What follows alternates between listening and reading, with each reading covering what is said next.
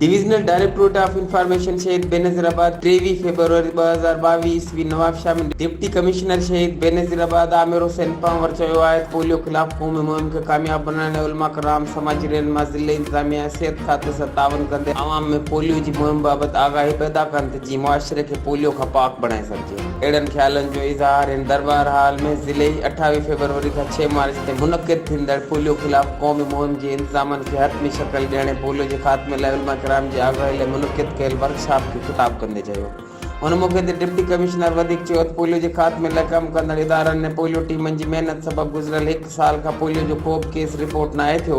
उमेद त मज़हबी सियासी समाजी रहनुमाउनि जे ताउन सां लाॻापियल इदारनि ऐं पोलियो जी टीमनि जी महिनत सां पोलियो जी पखेड़ खे रोके सघिजे थो। इन मौक़े ते वर्कशॉप खे ख़िताब कंदे additional deputy commissioner Sonia Kaleem, Rotary International Pakistan जी नेशनल पोलियो प्लस कमेटी जी project manager Ashar Ali, district chairman polio plus committee ऐं डिस्ट्रिक्ट गवर्नर सैयद तहज़ीब अल हसन काज़मी ऐं ॿियनि चयो त ॿारनि जी पैदाइश खां 5 सालनि ते ॿारनि खे पोलियो खां बचाव जा फोड़ा पियारिया वञनि,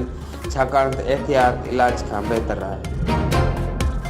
HRJDA न्यूज़ ते इन वक़्त ताईं बसि एतिरो ई। वधीक तफ़सीली ख़बरनि लाइ विज़िट कयो असांजो YouTube चैनल HRJDA न्यूज़।